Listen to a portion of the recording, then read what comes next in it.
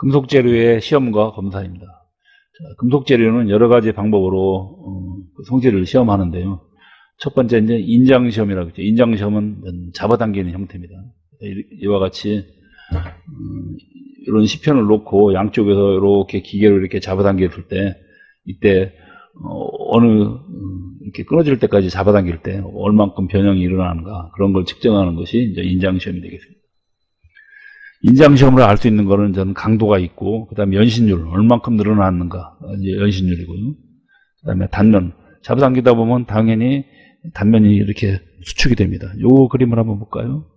이렇게 잡아당기다 보면 이렇게 쭉 쪼그라들거든요. 그래서 이렇게 그러면 결국은 늘어나면서 이렇게 쪼그라드는데 얼만큼 이렇게 수축이 됐는가, 그걸 보고 단면 수축률.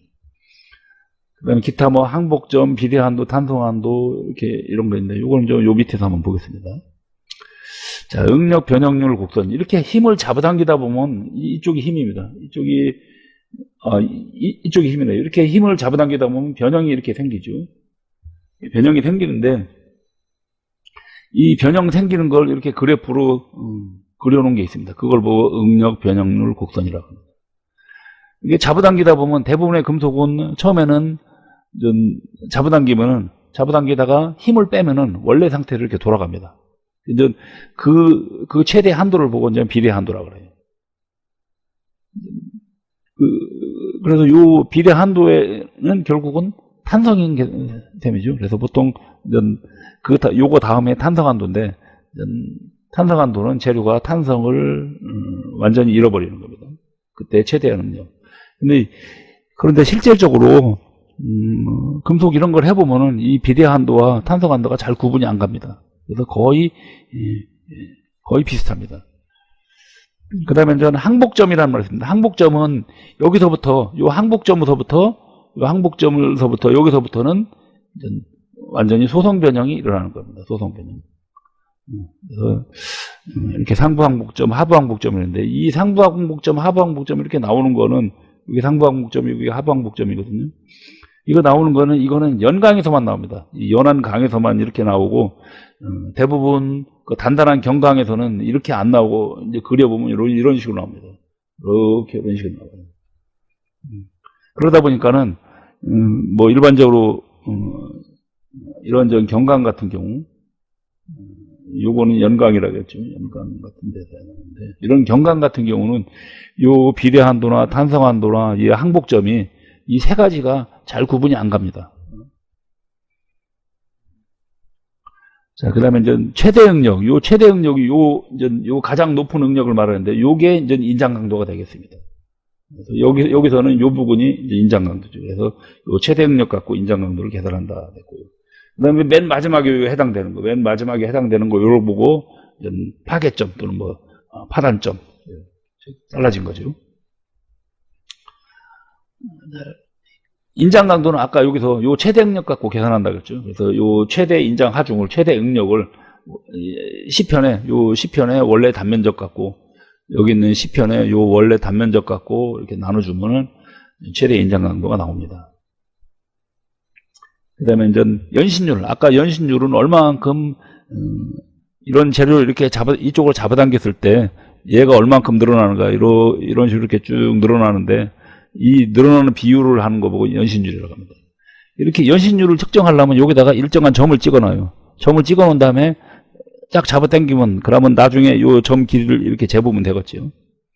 그래서 이제 그런 거 보고 이제 표점거리라고 합니다. 표점거리를 이렇게 찍어놓고, 그 다음에 그거를 시험하기 전하고 시험 후를 측정을 해서 그거를 이제 백분율로 표시한 겁니다. 여기에 이제 L0가 얘가 시험 전입니다. 얘가 시험 전 표점거리고, 얘는 이제 늘어난 이제 시험 후죠. 시험 후 늘어난 겁니다. 이렇게 시험 후에서 시험 전을 빼고, 그 다음에 분모는 시험 전이 되겠습니다. 그리고 곱하기 100 하면 됩니다.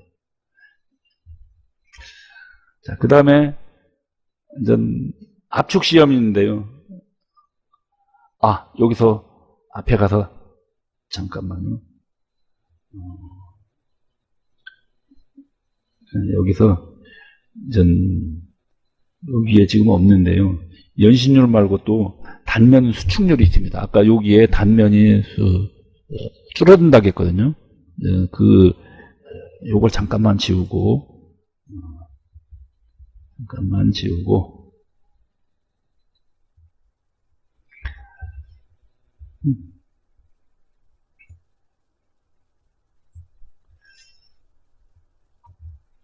연신율 말고 이제 단면 수축률이 있다겠죠.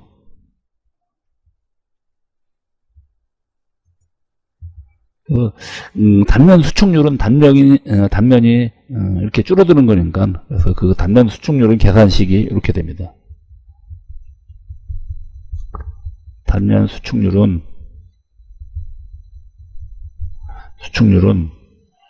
원래 단면적을, 분모는 원래 단면적이고, 그 다음에 얘는 원래 줄었기 때문에 A0에서 A1을 뺍니다. 얘는 저는 원래 거, 얘는 줄어드는 거, 그리고 곱하기 100을 해주면 됩니다.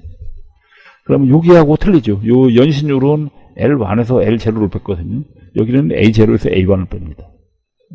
이거 좀 잘 틀립니다. 요거하고 이렇게 단면 수축률 식하고 연신율 식하고 이거 이제 틀리면 안 됩니다.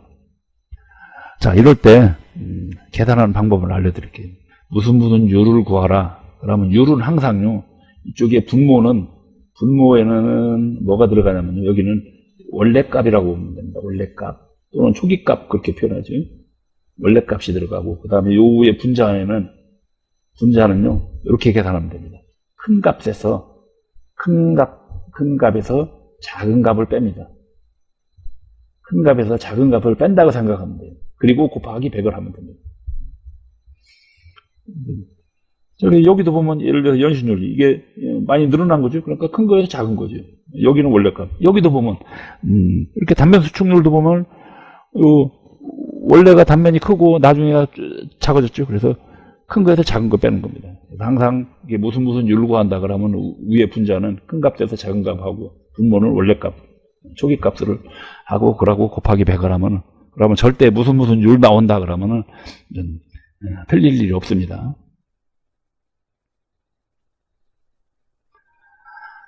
자, 그 다음에 압축시험. 압축시험은 재료를 눌러보는 거죠. 그래서 주로 주철이나 콘크리트 같은 거에 해당되겠습니다. 얘도 이제 압축 강도나 뭐 비대 한도 또는 뭐 항복점 같은 거는 알 수 있습니다. 그 다음에 굽힘 시험은 이렇게 구부려 보는 겁니다. 물체를 이렇게 놓고 이런 식으로 이렇게 놓고 여기서 이렇게 누르면은 얘가 이런 식으로 이렇게 싹 구부러지겠죠. 그래서 얼만큼 구부러지는가 그 측정하는 것이 이제 굽힘 시험이 되겠습니다. 그래서 굽힘 시험은 이런 전성과 연성 이런 것 등을 알 수 있는 것이 이제 굽힘 시험이 되겠습니다. 그래서 굽힘 시험의 종류는 뭐 굽힘 균열 시험이 있고 굽힘 저항의 시험이 있고 그 다음에 그냥 일반 이렇게 두 가지가 있는데요. 그 다음에 저는 굽힘 시험 요 방법도 역시 눌러 구부리는 방법이 있고 이렇게 눌러 구부리는 방법, 그 다음에 감아서 구부리는 방법 또는 V블록이라고 이렇게 생긴 블록이 있습니다. 이렇게 생긴 블록에다 여기다 놓고 꽝 누르면 얘가 이렇게 딱 눌러지겠죠. 그래서 이런 세 가지 방법입니다. 그래서 요 문제도 자주 나옵니다. 요 문제 이렇게 굽힘 시험 방법 세 가지 아닌 것은 또는 전 굽힘 시험을 이렇게 두 가지로 분류하는 그 형태. 얘는 전 이렇게 균열을 알아보는 거고 얘는 그 변형을 알아보는 거. 그래서 굽힘 시험과 항절 시험이 있다는 거. 그다음에 경도 시험은 재료의 단단한 정도를 측정한다고 했죠. 재료의 단단한 정도. 그래서 대부분 압입 눌러보는 겁니다. 종류가 브린넬이라는 게 있고 브린넬, 로크웰, 비커스, 이렇게 쇼어 크게 네 가지가 있습니다. 자, 여기서 한번 경도 시험의 목적을 한번 보고 갈까요? 그래서 경도는 재료의 경도 값을 안다. 그다음에 이 경도 값에서 강도를 추정할 수 있다겠죠. 대부분 경도 값을 여기에 있는 이런 좀 브린넬이나 피커스 같은 경우는 예를 들어서 이제 피커스 값을 3으로 나누면 전 강도가 나옵니다. 3으로 나누면 강도가 나와요. 그 다음에 뭐 이런 경도 값으로부터 그 시편의 가공 상태나 열 처리 상태를 이제, 그걸 알 수 있는 것이 이제 경도시험의 목적입니다. 이 경도시험 아까 요 네 가지 한번 특성을 한번 볼까요? 브린넬은 10mm의 강철볼로 누릅니다. 그러니까 상당히 큰 강철볼이죠. 얘는 기호를 HP로 나타내고, 시험 하중은 3000kg로 누릅니다. 3000kg로 보통 15초 정도 누릅니다. 15초 정도. 15초 정도 누르고 나면은, 그때 이제 압입 자국이 이렇게 있는데, 이 자국에 지름을 측정을 해서, 지름 측정하면, 요 지름이 요게 되겠습니다. 요 스몰 D. 스몰 D를 집어넣고, 여기에 있는 라지 D는 강철 볼 값이 되겠고, P는 요 하중이 되겠습니다. 그러면 여기다 집어넣으면 됩니다. 또는, 들어간 깊이를 측정할 수도 있거든요. 깊이는 이제 T가 되겠습니다. 그러면 깊이 측정이 됐다면 요 식에다 이렇게 집어넣으면 되죠. 그 다음에 로코일 같은 경우는 두 가지 형태가 있습니다. 16분의 1인치 강철 볼로 누를 때가 있고, 120도 원뿔 다이아몬드, 원뿔 형태의 다이아몬드 이렇게 엎어놓은 걸로, 그걸로 누를 때가 있습니다.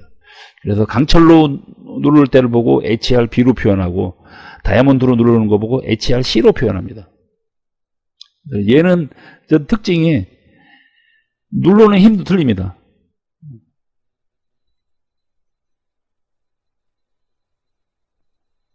여기가 잘못되어 있네요.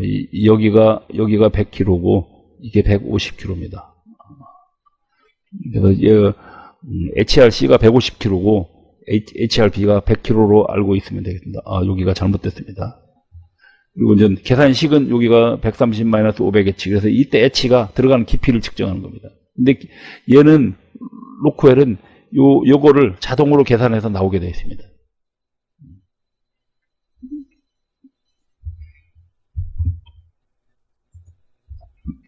자, 여기는 수정해 주세요. 여기는, HRB가 100kg로 누르는 거고, HRB가 얘가 아니고, HRB가 누르는 힘의 하중이 100kg고, 그 다음에 HRC가 150kg가 되겠습니다. 그 다음에 예비 하중은 10kg 똑같습니다. 예비 하중은 똑같아요.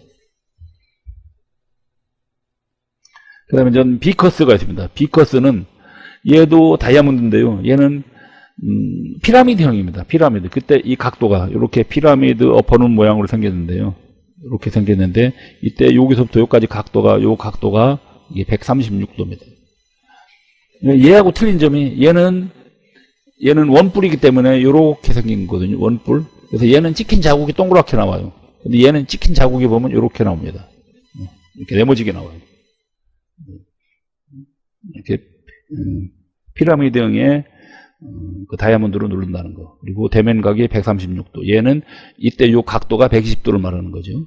그래서 요 136도와 120도, 이것도 잘 알아두시면 되겠습니다.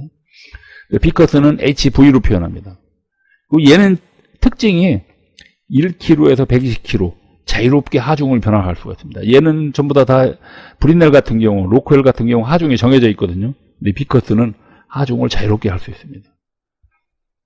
그래서 들어간 깊이를, 들어간 깊이가 아니라 얘는 여기서 여기까지 이렇게 재는 겁니다. 요 폭을 재면 얘가 D거든요. 요 D하고 여기 적용 하중 P를 여기다 식에다 이렇게 넣고 하면 이제 정도값이 나오게 되겠습니다.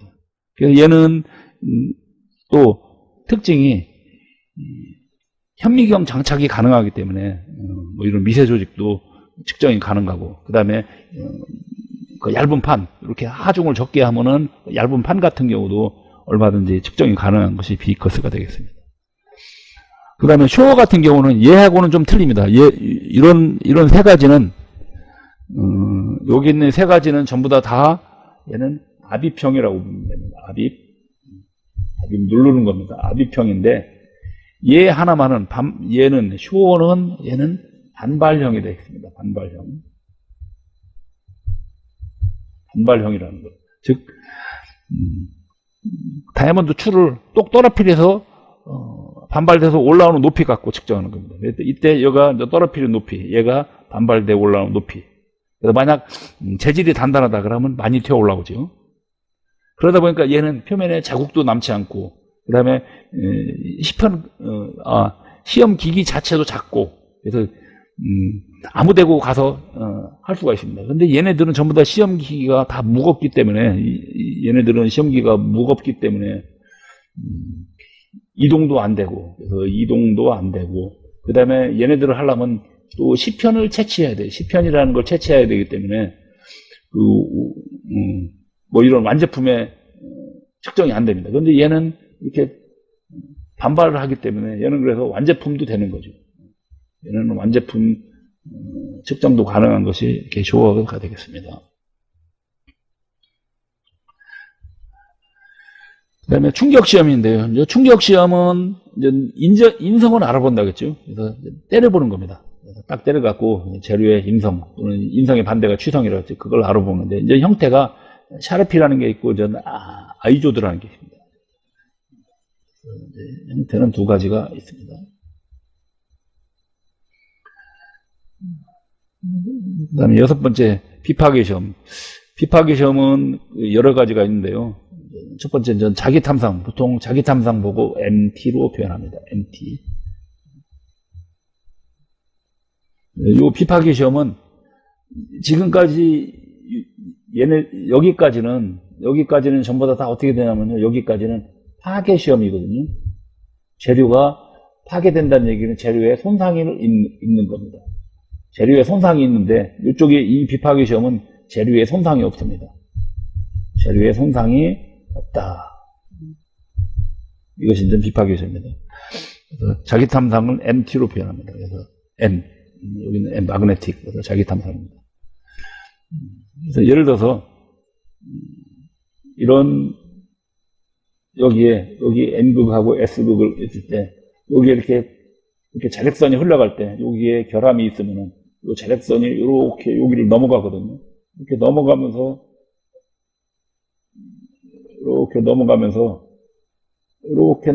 여기가 이렇게 자력선이 나오는데 이걸 보고 누설자석이라고 합니다. 이때 여기다가 철가루를 쫙 뿌려주면 철가루가 이쪽에 싹 모이겠죠. 그러면 이렇게 검출하는 것이 이 자기 탐상이 되겠습니다. 얘는 표면부나 표면 직하만 결함 검출이 가능합니다. 그 자기 탐상의 방법이 여러 가지가 있거든요. 축통정법이냐, 직각이냐, 또는 관통이냐, 코일법, 극관법 이렇게 여러 가지가 있는데요. 이거는 좀 이렇게 참고를 해주시면 되겠습니다. 그 다음에 침투 탐상. 침투는 이렇게 표면인데 여기 이렇게 균열이 이렇게 가 있다고요. 이때 균열이 여기가 이걸 세로 그리겠습니다. 이렇게 있어야 돼요. 표면에 이렇게 균열이 이렇게 돼 있을 때, 이때 여기다가 요 침투액을 여기다 이렇게 뿌리면 요 안에 들어가겠죠. 들어간 다음에 여기다 현상액을 뿌리면은 그러면 요 현상액하고 요 침투액하고 반응해서 여기서 빛이 반짝반짝 납니다. 그런 걸 보고 침투 탐상. 그래서 얘는 좀 PT로 표현합니다. PT. 얘는 두 가지 형태가 있어요. 염색 형태가 있고 형광인데, 염색은 일반 자연광에서 관찰하는 거고, 자연광 상태에서 관찰합니다. 그래서 얘는 적색빛이 납니다. 적색. 그 다음에 형광은 얘는 자외선 등에서 관찰하는 거예요. 자외선 등이 있습니다. 그래서 얘는 녹색빛이 납니다. 이때 요 형광 침투액이요. 요 도둑놈들 잡을 때 요거 많이 쓰는 것이 요 형광 침투액입니다. 이렇게 형광 물질을 이렇게 딱 발라놓으면 얘는 요 자외선 등에서 이렇게 딱 이렇게 녹색이나 뭐 그런 색을 이렇게 바라는 것이 요 형광 물질입니다. 이 침투 탐상은 특징이 여기가 표면이 반드시 열려 있어야 되죠. 그래서 표면부 결함만 결함 검출이 가능합니다. 그러면 표면부는 자기 탐상하고 침투 탐상에 해당되겠죠. 표면은. 그 다음에 초음파 탐상. 초음파는 주파수가 상당히 높은 초음파를 이용해 갖고 들어가는 거죠. 그래서 얘는 내부 결함 검출이 가능합니다. 그래서 재료가 이렇게 있을 때 여기서 초음파를 쏩니다. 초음파를 쏘면은 한쪽에서 초음파를 쏘고 한쪽으로 또 초음파를 받거든요. 초음파를 이렇게 쐈다가 이렇게 도로 돌아가는데 예를 들어 여기 결함이 있다 그래. 그러면 얘는 여기서 이렇게 여기까지 갔다 오야 되는데 더 빨리 돌아오죠. 그래서 이렇게 갔다 돌아오는 시간차가 생기기 때문에 이 시간차를 이용하는 겁니다. 이런 형태를 보고 저는 반사법이라고 합니다. 기타 또 투가법, 공진법이 있는데 이 초음파 담상 보고 UT로 표현하죠.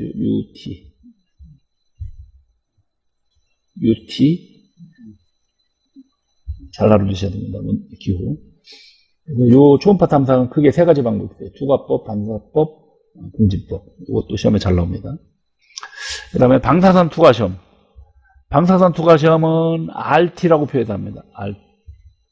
RT, 라디에이션, 그래서 RT. 얘는 X선이나 감마선을 쓰거든요. 그래서 저는 X선 투과법이 있고 감마선법이 있는데, X선은 우리 병원 가면 엑스레이 찍는 거. 그것이 요 X선 투과법입니다. 감마선 같은 경우는 이런 방사선 동위 원소를 이용하는 겁니다. 방사선 동위 원소를 이용하기 때문에 이거는 이런 방사선에 노출되면 안 됩니다. 얘도 역시 이렇게 내부 결함을 찾을 수 있는 거죠. 그러면은 요 네 가지 중에서 보면은 자기하고 침투는 얘는 표면부. 그 다음에 초음파하고 방사선은 얘는 내부 결함이 되겠습니다. 이런 문제도 자주 나옵니다. 그래서 표면 결함은 검출이냐, 뭐 내부 결함 검출이냐. 그래서 어떤 걸로 할 것인가 이렇게 나오는 거예요.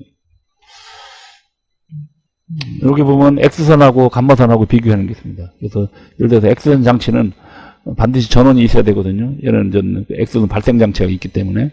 그런데 감마선은 여기서 이런 방사선 물질에서 나오는 거기 때문에 뭐 이런 전원이 없습니다. 뭐 기타 여러 가지 특징이 있는데요. 한번 참고해 주시기 바랍니다. 7번째, 금속 현미경 조직 관찰입니다. 자, 금속 현미경으로는 조직을 관찰하는데 그 목적이 금속의 조직을 구분하거나 또는 결정 입도 크기를 알 수 있을 때, 그다음에 또 주조나 열 처리에 또는 뭐 단조하면 금속 조직이 변화하는데 그 조직의 변화상을 알 수 있는 것이 요 금속 현미경 조직 관찰입니다. 기타 또 다음으로 또 보면은 비금속 개재물 같은 거. 비금속 개재물은 예를 들어서 실리콘이라든지 또는 알루미늄이라든지 이런 거에 산화물 등이 이렇게 들어오는 거. SiO2나 Al2O3 같은 거, 이런 것이 비금속 개재물이 들어오는데, 이런 것 등의 종류나 형상, 뭐 크기 또는 이런 것이 어느 위치에 있나, 그런 거 보면 편석이라고 하는데요. 그런 것 등을 알 수 있는 것이다. 그 다음에 또 균열, 파면을 관찰하면은 이런 균열이 어떻게 생겼고, 그 다음에 파괴 양상을 대체적으로 파악할 수 있는 거다. 이 현미경 조직 관찰 순서는 보면요. 첫 번째 시료 채취를 하고 그래서 만들고, 그 다음에 연마를 합니다. 이때 연마는 크게 연마에 3단계가 있죠. 그래서 처음에 거친 연마가 있고,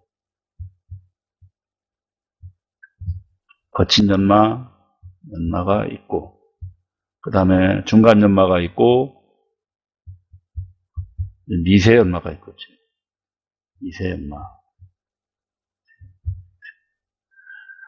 거친 연마나 중간 연마는 보통 사포를 사용하고, 요거는 연마포라는 거예요.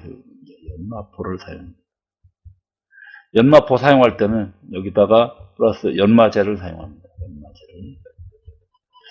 연마제를 사용하는데, 주로 사용하는 연마제는 크게 세 가지가 있습니다. 연마제 세 가지. 연마제가 사용하는 것이 Al2O3라고 있고, 알루미늄 그렇게 표현합니다. 그 다음에 Cr2O3가 있고, Cr2O3. 그 다음에 세 번째가 Fe2O3. 이런 형태의 연마제를 사용합니다. 이렇게 연마가 다 되고 나면은, 그 다음에는 부식을 해야 되죠. 표면 부식을 하는데, 부식도 역시 부식액이 있습니다. 자, 잠깐만 치우고.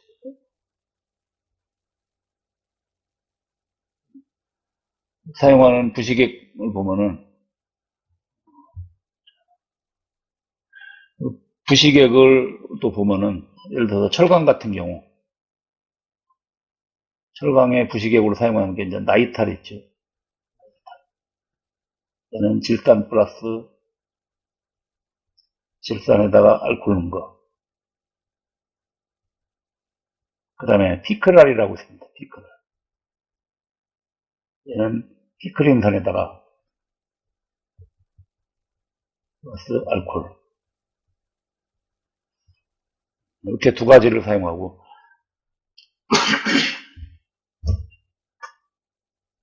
그 다음에 구리 같은 경우, 구리약금은 염화제이철이라는 걸 쓰고, 제이철 이런 걸 쓰고, 그 다음에 알미늄 같은 경우, 알미늄은 NaOH 이런 거죠. NaOH 수산화학중이죠. 그 다음에 니켈 같은 경우는, 니켈합금은 염산을 사용하고, 그 다음에 귀금속 뭐 금이라든지 은이라든지 이런 거, 백금이라든지 이런 거는 왕수를 사용합니다. 왕수. 이 왕수는 질산과 염산이 섞여 있는 거예요. 질산과 염산이 이렇게 섞여 있는 걸 왕수라고. 그래서 이런 부식액을 써서 부식을 하고 난 다음에 그 다음에 이제 현미경으로 조직을 관찰하게 되겠습니다. 여덟 번째, 기타 시험법. 첫 번째, 피로 시험인데요. 피로 시험은 재료의 반복 하중이 가할 때를 그거에 견디는 것을 피로 시험이라고 합니다. 그래서 예를 들어서 다리가 이렇게 있을 때, 이 다리 상판이 자동차가 이렇게 지나갑니다. 자동차가 지나가면은 자동차 지나갈 때 이런 하중을 받겠지요. 그래서 자동차가 다 지나가고 나면 하중을 안 받습니다. 다시 또 자동차가 지나가면 또 하중을 받고, 반복 하중이죠. 연속적인 하중이 아니라 하중을 받았다 안 받았다 받았다 안 받았다, 그런 반복 하중의 그런 상황을 보고 저는 피로 상황이라고 합니다. 그래서 거기에 얼만큼 견디는가. 그래서 전 그런 반복 하중에 영구히 파괴되지 않는 최대 응력을 보고, 요걸 보고 이제 피로 한도 그렇게 표현합니다. 피로 한도. 요 피로 한도 잘 알아주세요. 피로 한도. 재료가 반복 하중에 가했을 때 영구히 파괴되지 않는 최대 응력, 그걸 보고 피로 한도라고 한다. 이 피로 한도를 알으려고 하면 이제 SN 곡선을 알아야 돼요. 그래서 S는 응력이고 N은 횟수입니다. 그래서 응력과 그 횟수의 관계를 그래프로 그리면 이제 피로 한도를 얻을 수 있는데, 보통 이런 식으로 그렸습니다. 여기가 횟수라고 하면 여기가 이제 응력이고, 그러면 응력이 높을 때는 피로 횟수가 작아지고, 그 다음에 응력이 낮아지면 피로 횟수가 커져서 이런 식으로 이렇게 갑니다. 이때 여기에 응력에서는 파괴가 안 일어난다는 얘기죠. 그래서 이 중에서 여기서부터 여기까지는 파괴가 안 일어나는 거니까, 이 중에서 가장 최대 응력, 이것이 피로 한도가 이렇게 표현합니다. 여기까지가 요 하중에 해당되는 걸 피로 한도로. 그 다음에 두 번째, 크리프 시험. 크리프 시험은 세 가지가 들어갑니다. 첫 번째, 고온이라는 조건하고, 그 다음에 장시간이 적용된다는 조건하고, 그러면서 변형이 진행되는 현상입니다. 다른 거는 대부분 두 가지 조건이 되는 거죠. 예를 들어서 피로 시험은 응력과 횟수예요. 근데 얘는 고온과 시간, 그리고 변형이 진행됩니다. 그 다음에 마멸 시험 같은 경우는 마찰에 의해서 표면이 감소되는 현상을 마멸이라고 하는데, 또는 마모 그렇게 표현합니다. 그래서 이거에 대한 성질을 알아보는 것이 바로 마멸 시험입니다. 그 다음에 불꽃 시험이 있습니다. 불꽃 시험은 강제를 그라인더로 대보는 겁니다. 그라인더 돌아갈 때 여기다가 강을 이렇게 대봅니다. 이렇게 돌리면 그럼 불꽃이 이렇게 막 나오겠지요. 이게 막 나오는데, 이때 나올 때 이거 모양, 색, 크기, 개수 등을 보고서는 이거의 강종을 판별하는 거다. 이 불꽃 시험 같은 경우는 뭐 보통 요 나오는 여기서부터 여기까지 요걸 보고 뿌리 부분, 그 다음에 여기를 중앙 부분, 그 다음에 요 끝에 부분, 여기를 끝부분, 이렇게 표현합니다. 그래서 이 위치가 왜 중요하냐면요. 성분에 따라서 얘네들이 나오는 위치가 틀려요. 그래서 예를 들어서 텅스텐이 들어갔다. 그러면 텅스텐이 들어간 거하고 안 들어간 거하고 이 끝에 모양이 틀려집니다. 그래서 각각 이 세 군데를 다 판별을 하고서는 강에 어떤 성분이 들어가 있는가를 알 수 있는 것이 바로 이 불꽃 시험입니다. 그리고 또 하나 중요한 거, 탄소량에 따라서 탄소량이 많아지면은 불꽃의 색깔이 밝아집니다. 그리고 개수가 많아져요. 개수가 많아지고 길어지면서 불꽃의 색이 밝아지는 것이 탄소량이 많을 때입니다.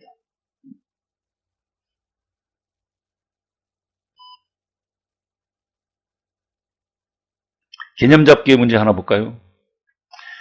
표점 거리가 200mm인 1호 시험편으로 인장 시험한 후 표점 거리가 240이 되었다. 그럼 연신율은?